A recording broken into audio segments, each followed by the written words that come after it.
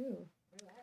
Good morning, my internet friends. Good morning. I'm wearing leopard pants and I'm ready to get crazy with it. We kind of match today in We our do little kind of blacks. match today. I am like I am a mom. I have strong mom energy, but I'm really channeling my inner aunt and just like dressing crazy, bringing wine in inappropriate situations. I don't think leopard pants are crazy. No, this is step one. This is step one of crazy. But guess what? I've got a little jumpsuit on. Does that make me crazy? You look a little crazy. You look a little crazy. Welcome to the Medicare Cafe. We were just in the pre-chat. We'll get started here in the next couple minutes. But Kari and I were just getting caught up in our lives and figuring out what we're doing. It's been like a month since we've been together. Been a month. Yeah. And I missed you so much. I cry at night. Am I talking close enough, Sadie? Eat the mic. Okay. So, wanted to get some caught up on stuff. So I want to talk about your girls playing tennis. Yes. And my new puppy. So summertime is all the new things. My girls just started a tennis camp and they're obsessed. They just want to go every day. Do you play tennis? I played tennis growing up, but my mom has been an avid tennis player for like her whole life. Yeah. And so they like play at her house sometimes. How old's your mom? 62. We should be mad if you said her age on live on Medicare Cafe. No, she's 62, but so has she doesn't look a day over 40. I know. My mom is 60. She'll be 65 this year, and she can bench press Buicks. My mom is Buicks. Different. You go. Oh my gosh, she's wild. But love it. What did I call her before? She's this. I've made weird conversations about my mom. She's a hottie with a body. I'm going to tell her what it is. But we got good genes, right? We got good genes. We have hope. I got good leopard pants. We have hope. But has your mom made the transition from tennis to pickleball? Yes. She loves it? Loves it. Still plays more tennis, but loves both. Yes. So I'm dead. Like, I really want... My son's obsessed with T-ball right now. And T-ball is life. T-ball is life. He loves golf, T-ball, and football. So he is for sure like our kid. Yeah. I desperately want to get him into like learning to golf. I hate to be like silly about this, but I think I've made like huge strides in my career because I played golf with the right people. For sure. Like genuinely, like you go to these conferences and they say, hey, we're doing like a 4-man scramble. You know, whoever wants to sign up for the 4-man scramble. The like worst disservice I've done to myself is not learn how to play golf.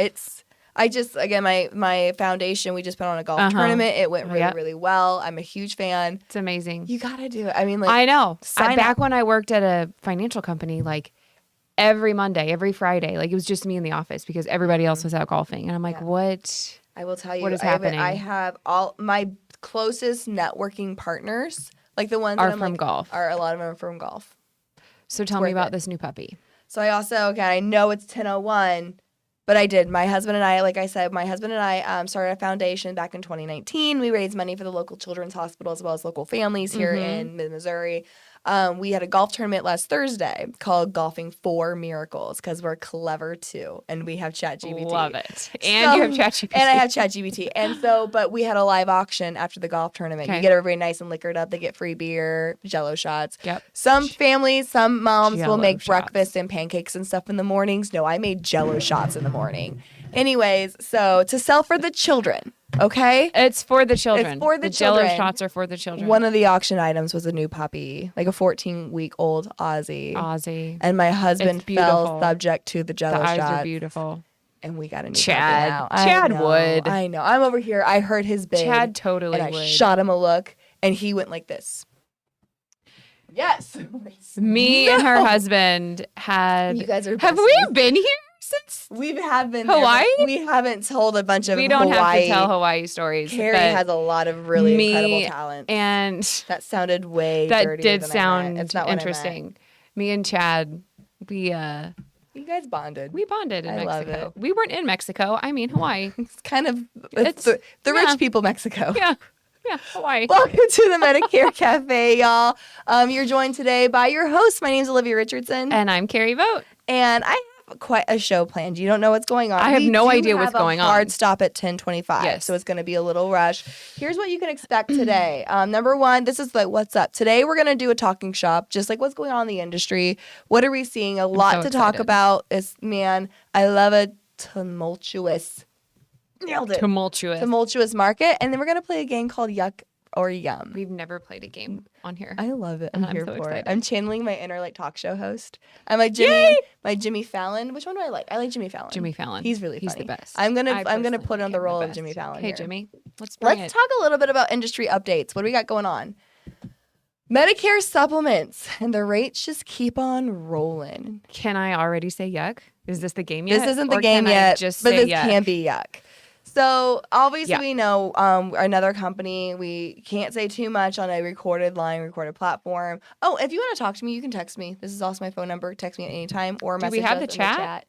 We don't I think see the Sadie chat. is monitoring the chat. Sorry. That's You're okay. living your We life. just can't see You're the living chat. your life, my queen.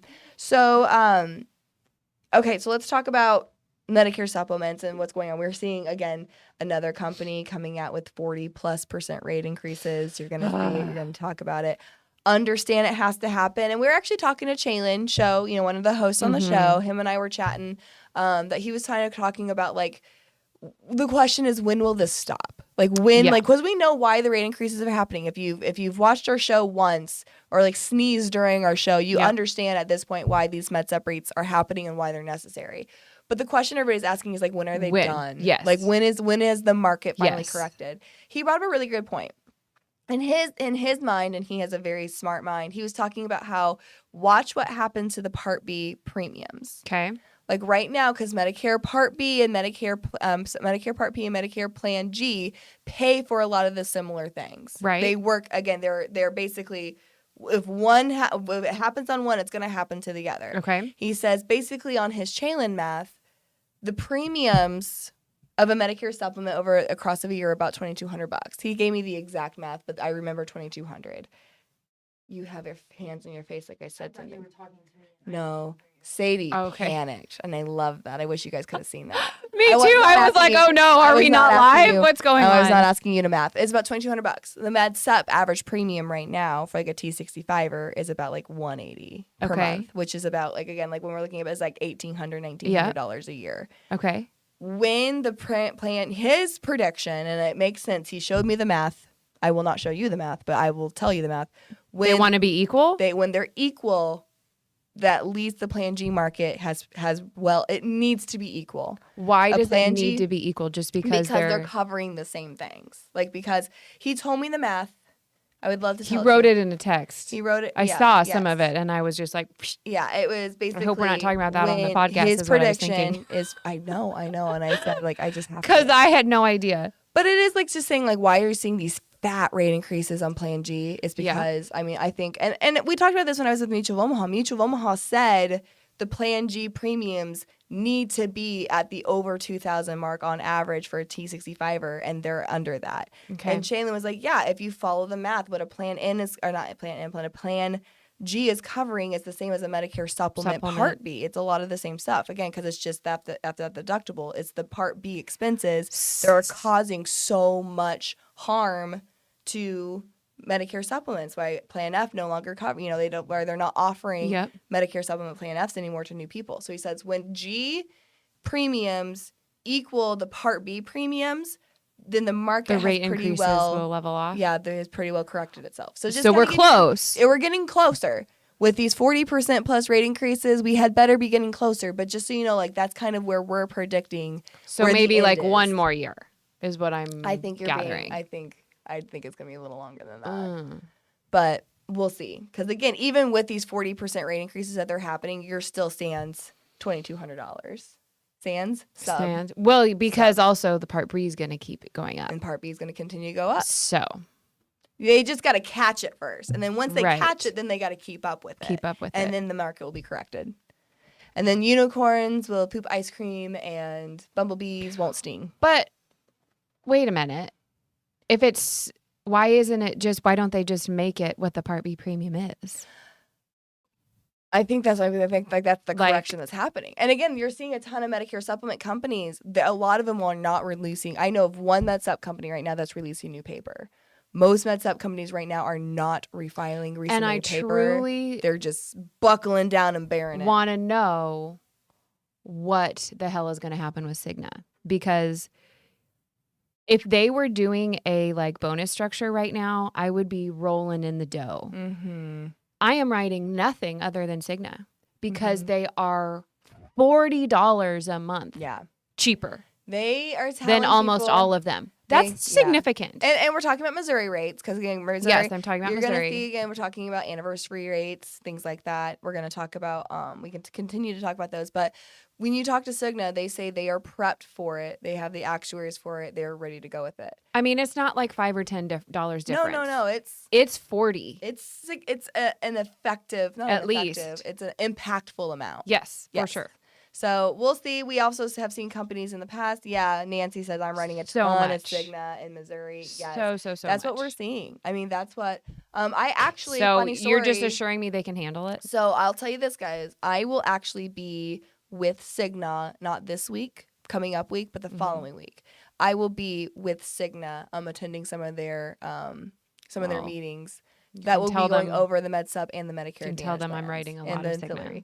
You can tell them to watch out for my name. They know they are, and their next rate increase is 12%. That's right. Which is that sounds great. That's old rate increases. That that's sounds fantastic compared to 30 and 40. So bring it on. They are saying their actuaries can handle it, but I've heard MedSup say that in the past. I'm thinking back to like the days of Everest, like when they're like, "Oh, this is no big deal. We can handle this," and immediately pulled the plans, all that. Everything. We'll see. Yes. We will see. TBD. And again, Nancy says per state filings posted. And Nancy, with what's interesting about the MedSup and the states right now, man, I want to get into Yuck or Yums, but this is a really interesting topic. So Nancy was talking about, like, again, you can go on there and see what carriers, what they've posted, and that's not approved, but it's what they're requesting of the Department of Insurance to say this is what we want our rate increases to be. In the past, Missouri, not so much. Missouri's actually played really well with more of the corporations. They tend to be more of a red state, so they tend to play better with the corporations. But in other states that are pretty anti-corporation, like, for example, Illinois, carriers have learned how to work in these types of states, Illinois, California, things like that. You submit your rate increases to the Department of Insurance, knowing that it won't get approved, knowing that the state will say that's way too high, people cannot adjust, you need to cut that back down. Illinois is famous for that. You had to submit several times before you would actually get a state approved. But it's sales. You ask for the moon, and you'll end up somewhere. This year, carriers did the exact same thing they've always done. They've asked for the moon. That's why you're seeing in Illinois, in particular, is getting hit hard. Other states like that, sure, with these 40% rate increases. And they just all got approved? And they all got approved. And they can't, like, go back on their decision? No, once it's approved, like, it's done. It's approved. They're ready to go. That's what. So, like, that's what happened in a lot of those states. They did not anticipate. They knew we're going to ask for the sun, knowing that we'll end up somewhere between here and the moon. Is that possible for other states to see what they are filing? Yes, there are. Oftentimes you go to the Department of Insurance, your Department of Insurance website. It will allow you to see the filings for your state, and often, Okay. Let's do some Yuck or Yum. I'm intrigued. Wait, was there one more thing I wanted to talk about this? Suppression. Oh, the one thing I want to say, WellCare has come out and announced that they're unsuppressing some of their Medicare Advantage plans, which, like, we knew was the possibility. Kind of just talking about what does suppressions mean. Right? Suppression, yeah. So two things we can see with suppression right now. WellCare, again, has come out saying we're desuppressing, unsuppressing, not suppressing. We're allowing online enrollment. For not all, but some of the Medicare Advantage plans in some of the states. I don't expect to see other carriers follow suit with their plan suppressions. I really don't. WellCare just has the ability to be a little bit more nimble, particularly because of the markets that they're in. So just keep that in mind. Surf filing access. There you go. Thank you, Nancy. Search. Maybe? You're saying search? I love it. Okay. There's none of that's happening. A quick thing when it comes to plan suppressions, a lot of people, myself included, used to think that plan suppressions, like, they just don't want any more enrollment. They can't handle more enrollment. Right. There is some truth to that. And a lot of it, especially on a regional size plan. On a regional size plan, a lot of them are suppressing plans because they could not handle the amount of enrollments that they got. Okay. If that's the case, most of those companies will go non-commissioned. If they can't afford more enrollments, they'll just go non-commissioned. What we're seeing now, what a lot of plans are saying that we want to go suppressed, is because they're trying to slow down enrollment? Call center enrollment. Oh. And that's because their administrative costs go up way high with call center enrollments because you have a lot more rapid disenrollments, which hurts their star ratings. You have a lot less accretion. Well, that's good for us. It's a lot of administrative work without a lot of the business sticking. So that's why a lot of these plans are going suppressed, is to support field agents and make it so that call centers just won't write that business. Well, that's good news. So just keep that in mind. WellCare is it's a good perspective. It is. It was interesting. It's interesting. So just keep that in mind. Just because they go suppressed does not necessarily mean they don't want the business. It just means that they want field agent business. Sometimes it means they don't want the business. Right. And oftentimes, but not in this case. Yeah, but not in this case. Oftentimes they don't want the business. If they don't want the business, they'll go non-commissionable, like we saw a lot of several regional plans do last year. Are you ready for some Yuck or Yum? Here's how Yuck or Yum works. I'm going to throw out a topic, and then Kari and I are going to say at the same time if we're going to yuck it, which is like, I don't agree with that. I don't like that. Okay. Or if we're going to yum it and say, yep, that's exactly how I do business. So some of them are going to be like, how would you market? Would you market this way? Some is going to be, do you like this sales tactic? Man. So it's going to be like, we might Do you think we're going to agree or disagree? I know for some of them we're going to disagree. We're going to disagree. And I love it. All right. You ready for your first Yuck or Yum? I'm ready. 2 appointment closes. So what I mean by 2 appointment closes, it takes 2 appointments before you get an application in the door. Yuck or Yum? We're going to answer on a count of 3. 1, 2, 3. Yum. Yuck. I love it. You do this. Tell me why you like the 2 appointment close. Well, but like, okay, I'm like a hybrid. I'm like a 1.5. Well, let's talk because that. it just happened this morning. Okay. So like I like to get in front of people early. So like I meet with people at the very initial part of their IEP, either like 3, 4, 6 months out sometimes. Go over everything, give them instructions, a timeline of when they need to do things. And then like a lot of people don't have their cards yet.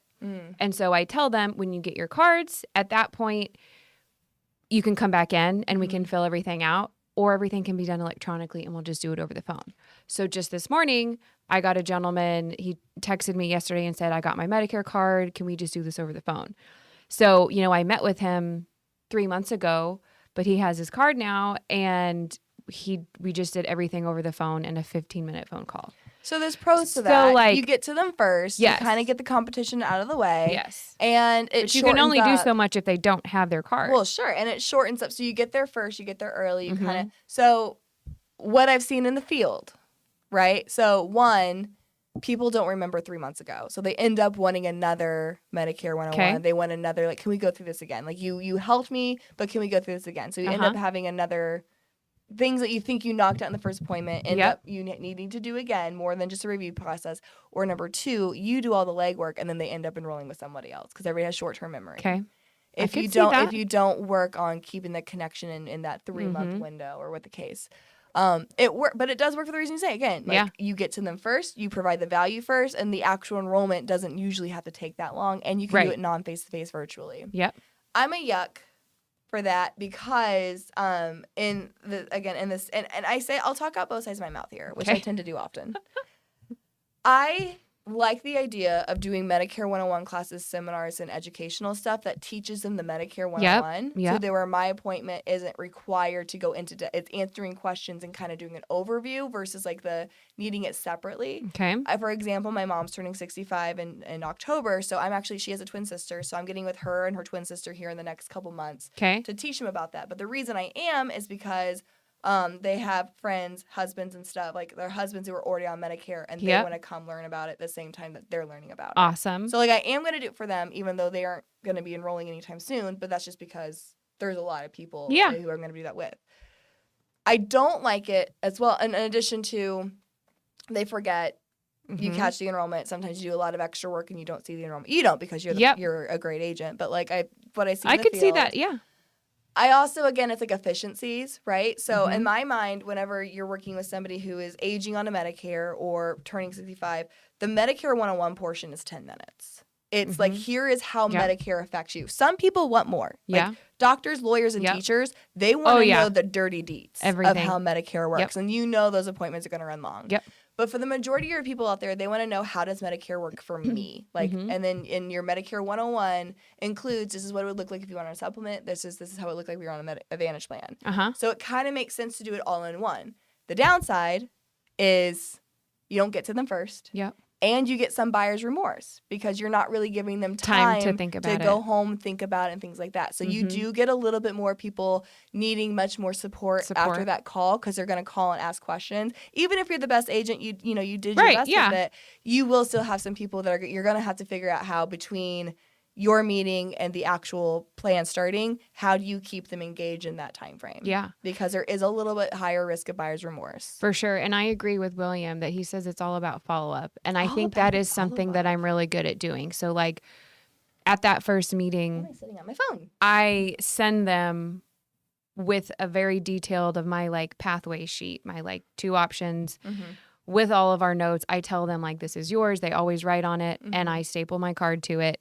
And then they get a follow-up email from me. Like if they are wanting, if they're leaning towards the MedSep route, sometimes I like, all right, I'll email you my like top 5 companies that I think you would be interested in. So that way you can like be thinking of which company you want to go with for our next meeting. Would your opinion change on this if you had somebody that was like not T65, there was somebody who has been a Medicare for a while and would be unwilling to do an electronic app? Like right now this works because like your second appointment isn't really like it's just kind of like it's fast, right, and it's like, let me email you the information. Yes, because that's how my AEP appointments are. Yeah. Like if I get a new client during AEP, it is a 1 appointment close. I would say. Okay. It's mostly T65s, which is probably 80% of my business. So like T65s, I feel like you have to do a 2 appointment close. In my mind, when I see how big of a decision it is for people, I think that's like fair. I want them to be so confident in why they're choosing to spend so much more money on a supplement or why they're choosing an Advantage plan. I think that's super fair. I think it's if you're T65, in my perfect world where I live and don't come at me, they attended one of my seminars. Or they got their information. They learned that via me. They did not learn that on their own. They learned that via me, but not in an appointment setting. In a perfect world. I've even had, like, this just happened from a seminar I did earlier this year. The client, or soon-to-be client, she was like, after the seminar, she said, do I need to like set up an appointment with you, or should I just wait till I get my card to when we can actually enroll? And I'm like, yes, because everything you just heard, I would just repeat if we had another meeting. Okay, so you for sure are like a situational appointment class. Yeah. I think that's like the right way to be, because there will be people who, your doctors, lawyers, teachers, they will need 2 appointments. I think my biggest fear of being an agent or like the sales role is someone feeling pressured. Like from day one, my mindset has like, I don't want somebody to feel pressured or like I'm just selling them something or they have to quickly make a decision. So, but that's fair. That's me. Yuck or yum. Informal sales events. Here's what I mean by informal sales event. Those of you wondering. Informal sales events is it's recognized by CMS. Okay. And you can take applications, take scope appointments, set appointments, you can do whatever you want, but you're sitting at a kiosk or a booth in like a pharmacy or in one of those care facilities, doing compliantly at a fair, and you have the ability to actually take apps. Grocery stores, we have a lot of people doing grocery store, food banks. You're sitting in a location that is recognized by CMS, and you are basically like a retail kiosk for enrollments, Medicare Advantage and Part D enrollments. Yuck or yum. Oof. Ready? I keep going here. I'm on 5. Remind me that I'm on 5. Okay. 1, 2, 3. Yuck. Yum. I love it. I will say, I'm going to talk up both sides of my mouth again. Me too. This is situational for me. It is, yeah. I hate kiosks 90% of the time because you are hands tied on what you can do. Yes. You have to represent certain carriers. You cannot do any of your own promotional, your own branding. It's all super compliant, CMS, disclaimers, everything. Yep. And a lot of times people with the relationship, they don't want to enroll right then and there. They might want to set an appointment. Yep. And you have to be there. Right. If you have an appointment come up or something happen, if you don't show up to the appointment, it's a CMS violation. Dang. The other side of my mouth, if you are in the D-SNP market, I love That's what I was thinking is like, if you are looking for D-SNP. Me personally doing it, it would be a yuck. But I was thinking like, other agents, I could see a lot of benefit in it. But that's just not my style. Yes. I think sorry, go ahead. Yeah. You would have to niche in it and like really own that. own those types of sales. Well, and especially if you're going through like a big box, like the Walmart programs, the Walgreens Yeah. programs, like they're so discombobulated because Yep. the manager's not talking to corporate. And oftentimes, like if you're in a booth there, you're taking up sales space and they're bonused on how much money they make per square foot of store. Oh, gosh. So like you are actually an inconvenience to them, Right. And they feel like you're making their people uncomfortable. So like if you're doing that, it can work. Again, if you have a personal relationship with the food bank, with your church, with that, it can work. But I like the decent market because with the decent market, they're not the ones that are going to respond so well to the mailers. They're not going to go and use the internet to research things. You have to be where they are, and you have to have a relationship and be where they are. So I don't think I've done enough enough to have a good, I don't know if I've done any to have a good opinion on it. But thinking about it, I would be a yuck. But I see the benefit in it of the yum for other people. I love a good old-fashioned branding and marketing event, one that's not recognized by CMS. It's not a Medicare 101. It's not a sales event. You are literally just like promoting your agency and building your brand and pushing out your information out there. Those I can get behind. Yep, There's I agree no with that. rules, right? You get to do what you want, and it's building relationships and making your agency seen. I just have a problem with sales. I could do events. that. I'm good with those. All right, let's talk about the next one, Yuck or Yum. Buying aged leads. So aged leads, let me give a little disclaimer. What an aged lead is a lead that's in some cases like internet leads, a day old, 1 to 3 days old, 3 to 5 days old. They're really, really cheap. We're talking pennies in some cases, low closing ratio. So let's talk about buying aged leads. Yuck or Yum? 1, 2, 3. Yuck. I'm a yuck. For sure. I'm going to talk I feel like they've been touched too much. Especially the internet leads. Because if they filled out one lead form, they filled out a bunch. Yeah. They're going to be a high turnover client. They're cheap. And I'll tell you one thing I used to think, and I had somebody who runs a call center tell me why they don't do that. And I was like, oh, you're right. I was wrong. What'd they do? Here's my thought. I said I would buy aged leads in a heartbeat to get an agent up and running, to get them to learn how to be on the phone, run appointments, because it's a really cheap way to train a new agent. Those are like the hardest ones to start with. And they lose confidence fast. Yeah. And I was like, but it's cheap, it's effective. If they get a sale, great, but you're getting them in front of people with very, very low risk. But you're absolutely right. They lose confidence very quickly. Yeah. So I was wrong. We agreed on one. We agreed on one. Look at us. Yay. Whoa. Who would have thought? I think this is the last one that I have. HIP, hospital indemnity plan on a Medicare supplement. We're going to go really quick because we are at your time. Yes. 1, 2, 3. Yuck. Yum. But it's not for the reason you think. Why? Because, again, on a Medicare supplement, your hospital stays usually paid for. Observation care becomes problems. And if somebody has to get like Tylenol or like throat lozenges and things like that, like in the hospital, those are not over the counter. So those are come out of pocket. And oftentimes you get charged like $10, $15 for a Tylenol if you get it at the hospital. And you can use that money for non-health related things. You can use that money for like pet care, home care, things like that, helping and having extra money when you are in the hospital. Even if it doesn't go towards bills, you still get that extra money. I'm skeptical on that. We're going to have to agree to disagree on that one. I'm not going to die on that hill because also, like, if you're on a Medicare supplement, your medical bills are covered. Yes, right. So, like, yeah. So it would be worth it to me to, like, roll the dice on that than pay the premium of a HIP. Fair. Last one. I remember this one now. Cancer rider instead of buying your own standalone cancer plan. So having a cancer rider on a hospital indemnity versus buying a cancer plan. So not a standalone cancer plan, a rider on a cancer plan, adding it to your hospital indemnity. 1, 2, 3. Yuck. Yuck. Yeah. Yeah. I think you need to stand alone. I think so too. Because if you cancel your hospital indemnity you're plan, canceling both. You're canceling both. Yeah. But it is easier to write because it's just an additional question. It's one app. It's an easier sale. Yep. But it's a less sticky sale. Yep. That's all the time we have today. Thank you guys for playing Yuck or Yum with us. We went 2 minutes over for Kari's sake. Kari, thank you for playing. Thank you for the questions. If you guys like this, we'll do more of these. I like a Yuck or Yum segment. So I think it was fun. Okay. Until next time, guys, have fun. Make money and give impeccable service. Thanks, y'all. Thanks.